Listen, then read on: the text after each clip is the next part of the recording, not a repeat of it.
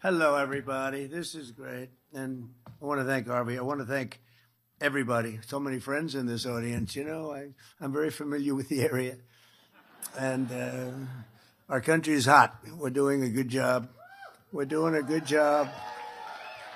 Stock market just at another high for the 59th time in 1 year. I'm dealing with some quite brutal people right now in the lovely country of Iran. They are very brutal, and I will tell you, we're doing very well. You cannot give Iran a nuclear weapon. It's all I can say. We can.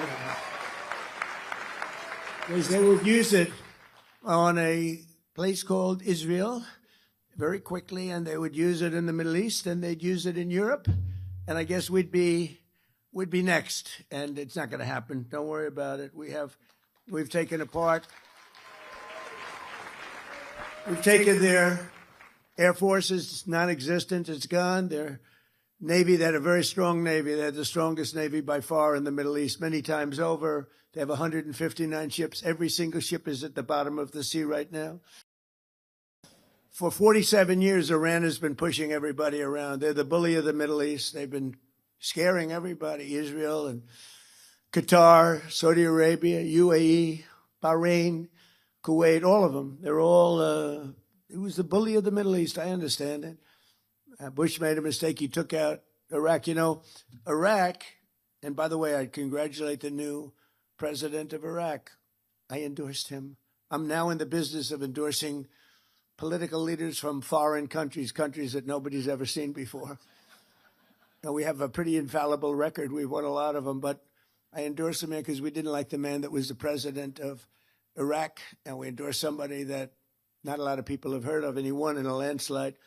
So I just spoke to him yesterday. But the relationships we have relationships that are very, very strong, very powerful relationships, and I think the Middle East is going to be taken care of.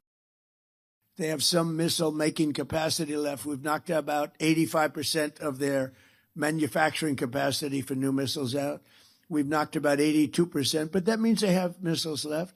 We knocked out most of their drone-making factories, but they have some drone capacity left, and drones are pretty effective. But we've also developed, in the meantime, you know, if you remember, the German U-boats were a horror. Nobody could stop them, and then all of a sudden they come up with sonar, and it went from nobody could stop them that it was the worst place in the world to be is in a U-boat. The drone, anti-drone capacity that we have now is fantastic. They have new weapons, lasers. You got to see the lasers. They go into a laser. They just burn like they just boom. And we have that, and we have very special machine guns with large-scale bullets operated by a computer.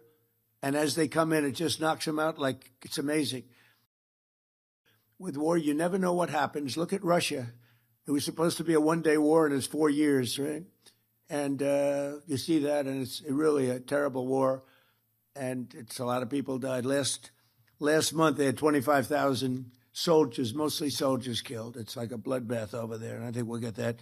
We've settled 8 wars, and that should be the 9th. I think we're going to get it done, but it's a rough one. It's a rough one.